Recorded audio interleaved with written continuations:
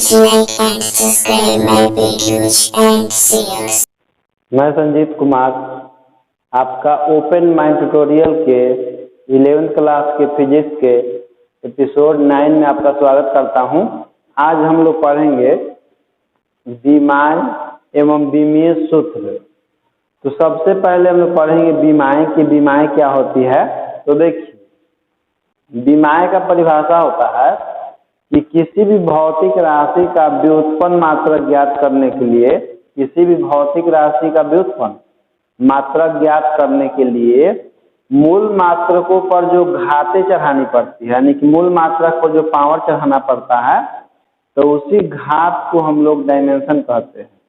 फिर से सुन लीजिए, किसी भी भौतिक राशि का व्युत्पन्न मात्रक ज्ञात करने के लिए मूल मात्रकों पर जो घातें चढ़ानी पड़ती है, उन्हीं घातों को हम लोग भौतिक राशि की विमाएं कहते हैं। तो सबसे पहले डिफिनेशन लिख लीजिए, विमाएं लिख के दस दीजिए। इसका डिफिनेशन होता है कि किसी भी भौतिक राशि का व्युत्पन्न मात्रक ज्ञात करने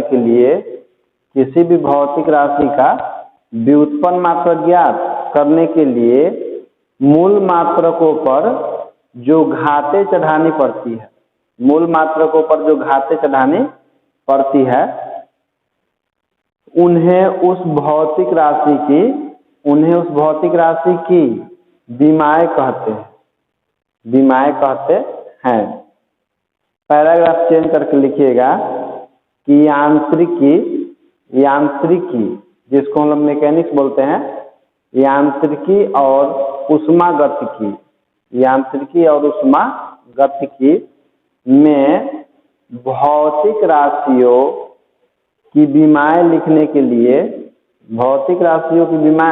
लिखने के लिए द्रव्यमान, लंबाई, समय और ताप के मूल मात्रकों को क्रमशः कैपिटल M, कैपिटल C तथा थीटा से सूचित करते हैं। एक बार फिर से समझ लीजिए, इसको सूचित करते हैं लिख लीजिए। इतना तो क्या बोले हैं कि जैसे हम लोग जानते हैं कि 700 मूल मात्रक होता है और दुनिया में जितना भी मात्रक बना हुआ है वो 700 मूल मात्रक के संयोग से बना हुआ है। तो जिसको हम मूल मात्रकों के प्रयोग करके ज्ञात करते हैं, 700 के अलावा जो भी हम लोग भौतिक राशि का मात्रक ज्ञात करते हैं, तो सब व्युत्पन्न मात्रक होता है। और व्युत्पन्न मात्रकों को ज्ञात करने के लिए किसकी सहायता लेना पड़ता है? तो मूल मात्रकों का सहायता लेना पड़ता है। बिना मूल मात्रक के हम लोग व्युत्पन्न मात्रक ज्ञात नहीं कर सकते हैं। तो इसके लिए हम लोग क्या करना पड़ता है कि मूल मात्रकों पर हमको घात चढ़ाना पड़ता है। जैसे कि मान लीजिए कि आप त्वरण का लिखना चाहते हैं, कि चाहे मान लीजिए कि बल का लिखना चाहते हैं, तो बल बराबर होता है द्रव्यमान गुना त्वरण। तो देखिए, बल का तो होता है, इसमें द्रव्यमान का केजी हो जाएगा और त्वरण का हो जाता है मीटर प्रति सेकंड, यानी कि मीटर सेकंड। तो देखिए, केजी मीटर सेकंड इनवर्स 2, तो इसमें केजी भी आपका मूल मात्रक है, मीटर है ये भी मूल मात्रक है, और सेकंड भी मूल मात्रक है। लेकिन केजी के पावर 1 है, मीटर के पावर 1 है, सेकंड के पावर -2 है।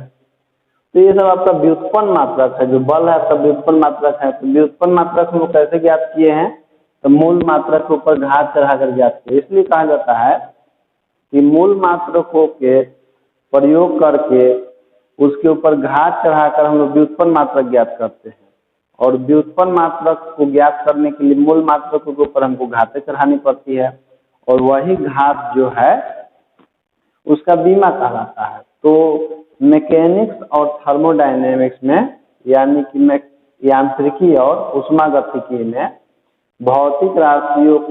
कुछ भौतिक राशियों के मूल मात्रकों को हम लोग क्रमशः M, L, T तथा थीटा से सूचित करते हैं। जैसे मान लीजिए कि द्रव्यमान को यदि मूल मात्रक के रूप में सूचित करना हो, हम लोग द्रव्यमान को M से लिखते हैं, लंबाई को L से लिखते हैं, समय को T से लिखते हैं और तापमान को थीटा से लिखते हैं।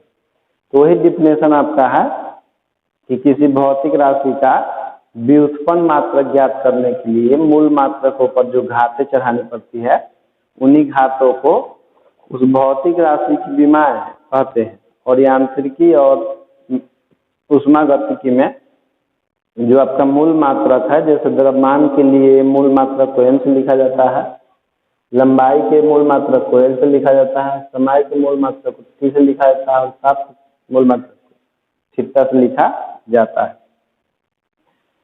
इसके बाद लिखिएगा इसका एग्जाम्पल, जैसे चाल बराबर होता है आपका दूरी बटा समय। देखिए दूरी एक प्रकार का लंबाई होता है, दूरी एक प्रकार का लंबाई होता है। और देखिए लंबाई के लिए मूल मात्रक क्या लिखते हैं हम लोग, एल लिखते हैं, ये एल हो जाएगा। और समय के लिए मूल मात्रक क्या होता है, टी होता है। तो क्या हो जाएगा, एल बाई टी। तो टी को ऊपर ले जाएंगे तो टी के पावर -1 हो जाएगा। इसको हम लोग बोलते हैं L T inverse, L T inverse. इसमें देखिए m नहीं है तो m शामिल नहीं है, तो इसमें लोग क्या करते हैं कि m के पावर 0 लिख देते हैं, क्योंकि m के पावर 0 का मान 1 होता है और 1 से इसमें गुना होगा तो फिर उतना ही हो जाएगा, एल टी इनवर्स 1 हो जाएगा। तो इसका मतलब है कि जो चाल का जो हम लोग को बीमा प्राप्त हुआ है, चाल का जो भी बीमा प्राप्त हुआ तो उसमें द्रव्यमान जो है 0 है, लंबाई जो है 1 है और समय -1 है। तो जो पावर आपका होता है 0, 1, -1, यही सब डायमेंशन कहलाता है। तो इसका लिख लीजिएगा कि चाल बराबर इतना पहले उतार लीजिए और उसके बाद इसमें लिखिए कि इसका मतलब यह है, इसका मतलब यह है कि चाल की विमाएं द्रव्यमान में 0, द्रव्यमान में 0, लंबाई में 1 और समय में -1 है, समय में -1 है। इसी तरह से दूसरा लिखिए इसका एग्जाम्पल नंबर, जैसे हम लोग जानते हैं कि वेग बराबर होता है विस्थापन बटा समय। तो देखिए विस्थापन आपका एक प्रकार का लंबाई होता है, क्योंकि हम लोग जानते हैं कि दो बिंदुओं के बीच की सबसे न्यूनतम दूरी को विस्थापन कहा जाता है। दो बिंदुओं के बीच की सबसे न्यूनतम दूरी को विस्थापन कहा जाता है। तो है तो एक प्रकार का दूरी ही, तो दूरी भी तो एक प्रकार का लंबाई होता है, तो विस्थापन भी आपका एक प्रकार का लंबाई होगा। तो विस्थापन बाई समय, लंबाई का बीमा क्या होता है एल और समय का बीमा टी होता है। तो इसको लिखेंगे तो एल टी इनवर्स आ जाएगा। इसको भी लिख सकते हैं m के पावर 0 एल टी इनवर्स 1। इसका भी मतलब है कि जो वेग होता है, तो वेग में आपका द्रव्यमान का बीमा 0 होता है, लंबाई का बीमा 1 होता है और समय का बीमा -1 होता है। इसी तरह देखिए एग्जाम्पल नंबर 3 लिखिएगा कि त्वरण बराबर होता है वेग परिवर्तन बटा समय, वेग परिवर्तन बटा समय। तो वेग परिवर्तन का जो मान होगा वेग के बराबर ही होगा। जैसे मान लीजिए कि हम लोग 10 मीटर प्रति सेकंड में से यदि 5 मीटर प्रति सेकंड घटाएंगे तो 5 मीटर प्रति सेकंड ही आएगा, यानी कि वेग ही आएगा। तो वेग परिवर्तन का मान वेग के बराबर ही होगा और बटा में समय है। देखिए वेग का बीमा कितना होता है, एल टी इनवर्स होता है। तो हम लोग वेग का बीमा रख देंगे एल टी इनवर्स और समय का बीमा टी रख देंगे, तो टी ऊपर जाएगा तब का इनवर्स में हो जाएगा, ऊपर जाकर इनवर्स में होगा। और एक पहले से टी के पावर -1 है तो कितना हो जाएगा, एल टी इनवर्स 2 हो जाएगा। यानी कि आपका त्वरण का बीमा हो जाएगा द्रव्यमान में 1, लंबाई में 1 और समय में -2 हो जाएगा। इसी तरह से बल बराबर हम जानते हैं द्रव्यमान गुना त्वरण। तो द्रव्यमान को m से लिखते हैं, त्वरण को हम लोग a से लिखते हैं, तो फार्मूला है उसका। लेकिन द्रव्यमान के लिए डायमेंशन क्या होता है, m होता है और त्वरण के लिए एल टी इनवर्स होता है। तो द्रव्यमान के लिए मूल मात्रक पहले हम एल लिख देंगे और देखिए त्वरण के लिए एल टी इनवर्स 2 है तो एम एल टी इनवर्स 2 हो जाएगा। तो इसका मतलब है कि बल जो होता है, तो बल में आपका द्रव्यमान का बीमा 1 होता है, क्योंकि देखिए m के पावर 1 है यहाँ, लंबाई में भी 1 होता है और समय में -2 होता है। तो बीमा का मतलब यही होता है कि हम लोग किसी भी भौतिक राशि का व्युत्पन्न मात्रक ज्ञात करना चाहते हैं तो हमको मूल मात्रक के ऊपर घात चढ़ाना पड़ता है, और जो भी हम लोग घात चढ़ाते हैं वही घात उसका क्या कहलाता है, बीमा कहलाता है। जैसे आप समझ गए कि लंबाई का देख लिए इसमें कि बीमा कितना था, 1 था, समय का -1 था, लेकिन द्रव्यमान का 0 था। इसके बाद लिखिए टॉपिक विमीय सूत्र। विमीय सूत्र जिसको हम लोग बोलते हैं डायमेंशनल फॉर्मूला। तो डायमेंशनल फॉर्मूला का सबसे पहले डिफिनेशन लिख लीजिए। लिखिए किसी भौतिक राशि के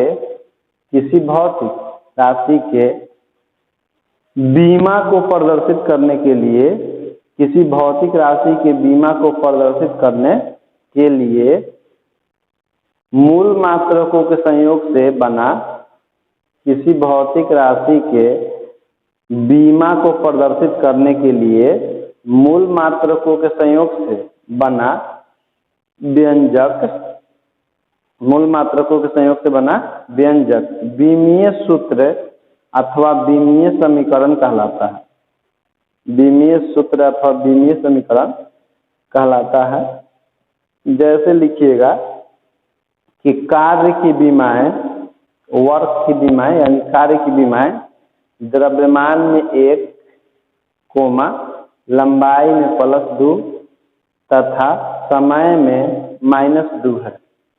कार्य की बीमाएं द्रव्यमान में 1, लंबाई में +2 एवं समय में -2 है। लेकिन कार्य का विमीय सूत्र mL² T−2 होता है।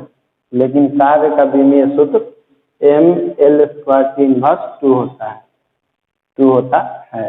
देखिए कहने का मतलब है कि ये आपका द्रव्यमान m जो है भी मूल मात्रक है, L जो है भी मूल मात्रक है और T भी ये भी मूल मात्रक है। तो मूल मात्रकों के संयोग से हमको जो भी व्यंजक प्राप्त होता है वही व्यंजक हमारा विमीय सूत्र अथवा विमीय समीकरण कहलाता है।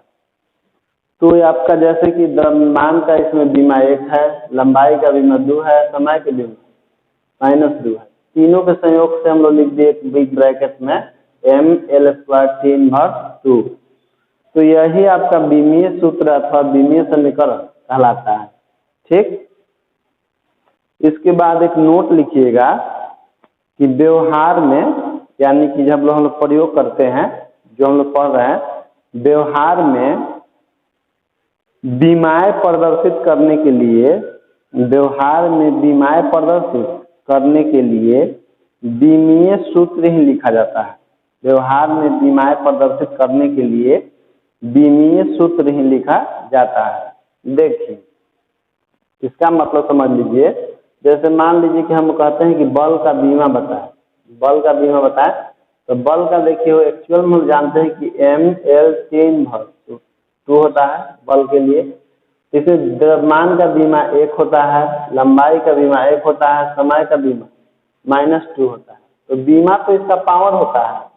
पावर जो होता है मूल मात्रक के जो भी घात होता है, जैसे m के पावर 1 है, l के पावर 1 है, t के पावर -2 है, तो इसका पावर ही बीमा कहलाता है। लेकिन व्यवहार में यदि हमसे कोई बीमा पूछे कि जैसे किसी का बीमा बताइए, तो बीमा हम लोग डायरेक्ट बताते हैं mL T/2, जबकि mL T/2 क्या है? आपका विमीय सूत्र है। mL T/2 जो है बल का विमीय सूत्र है। बल का बीमा क्या होता है? द्रव्यमान में 1 होता है, लंबाई में 1 होता है, समय में -2 होता है। तो बीमा तो आपका 1, 2, -2 होगा। लेकिन व्यवहार में हम लोग क्या करते हैं कि विमीय सूत्र को ही बीमा समझते हैं। यानी कि आपको बीमा कोई पूछे तो बता सकते हैं कि mL T/2, लेकिन वो एक्चुअल में नहीं होता है। बीमा आपका होता है 1, 2 और -2। लेकिन व्यवहार में हम लोग बीमा विमीय सूत्र क्या समझते हैं?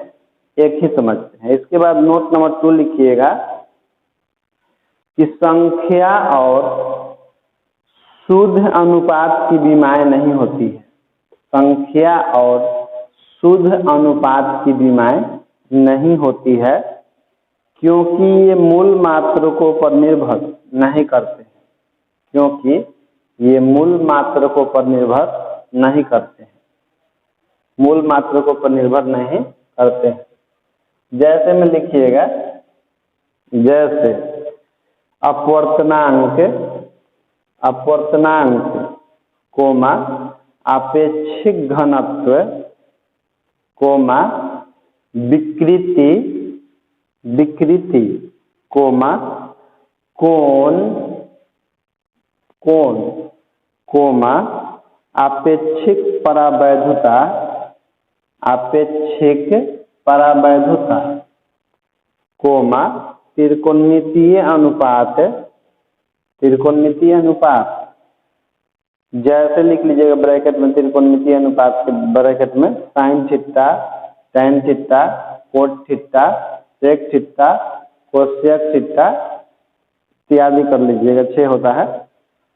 कोमा ब्रैकेट बंद करने के बाद दीजिएगा कोमा, सभी संख्याओं, सभी संख्याओं, फिर उसके बाद लिख लीजिएगा पाई इत्यादि कर लीजिए। देखिए क्या बोले कि संख्या और शुद्ध अनुपात का कोई बीमा नहीं होता है। जैसे दुनिया में जितना भी संख्या है आपका 1, 2, 3, 4, -1, -2 जो भी हो आपका 5/2 हो या 7 या पाई हो या शुद्ध अनुपात है। शुद्ध अनुपात देखिए जैसे में हम आपको क्या बताएं कि अपवर्तनांक, तो अपवर्तनांक बराबर क्या होता है आपका, अपवर्तनांक बराबर होता है निर्वात में प्रकाश की चाल, जिसको लिखते हैं C से, और किसी माध्यम में प्रकाश की चाल जिसको लिखते हैं CM से, यानी कि velocity of light in medium. और ये सब देखिए तो ऊपर भी प्रकाश का चाल है, तो इसका भी मात्रक होता है आपका मीटर प्रति सेकंड और इसका भी मात्रक होता है मीटर प्रति सेकंड, क्योंकि यह भी प्रकाश का चाल है और ये भी प्रकाश का चाल है, तो दोनों सेम है, तो दोनों आपका कैंसिल होकर केवल एक आता है। अब बीमा को हम लोग MLT से लिखते हैं, इसी कारण से शुद्ध अनुपात का कोई बीमा नहीं होता है। जैसे हम आपको बताएं कि अपवर्तनांक हो गया, अपेक्षिक घनत्व हो गया, विकृति हो गया, कोण हो गया, तो आप कोण बराबर जानते हैं कि कोण बराबर फॉर्मूला क्या होता है, कोण बराबर होता है L/R, जहाँ L जो है चाप की लंबाई होती है और R त्रिज्या होती है। तो देखिए इसका भी आपका बीमा हो जाएगा M, और इसका भी बीमा हो जाएगा L, और इसका भी बीमा हो जाएगा L, तो L के पावर कितना आ जाएगा, 0 आ जाएगा, तो इसको 1 लिखेंगे, और 1 का कोई बीमा होता नहीं है। इसीलिए हम लोग बोलते हैं कि शुद्ध अनुपात और सभी प्रकार के संख्याओं का और त्रिकोणमितीय अनुपात का कोई बीमा नहीं होता है।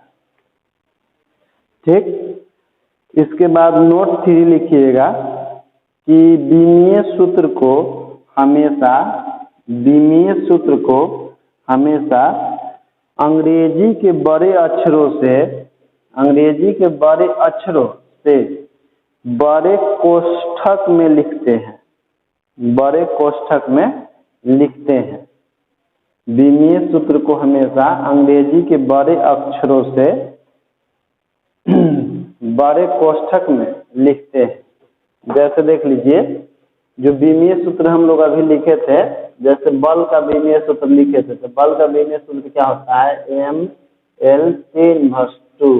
ठीक, तो देखिए जो बीमीय सूत्र हम लिखे हैं तो इसमें द्रव्यमान के लिए M का प्रयोग किए हैं, तो M भी कैपिटल लिखा गया है, लंबाई के लिए L का प्रयोग किया है तो ये भी कैपिटल है, और समय के लिए T का प्रयोग किया है तो ये भी कैपिटल है। और इसको कहाँ पर लिखते हैं हम लोग, हमेशा बड़ी ब्रैकेट में लिखते हैं। तो 2 बातों का ध्यान रखिएगा कि बीमीय सूत्र को हमेशा अंग्रेजी के बड़े अक्षरों से लिखा जाता है और बड़ी ब्रैकेट में लिखा जाता है। ठीक है, तो इस वीडियो में इतना ही, इसके बाद हम लोग अगले वीडियो में मिलेंगे।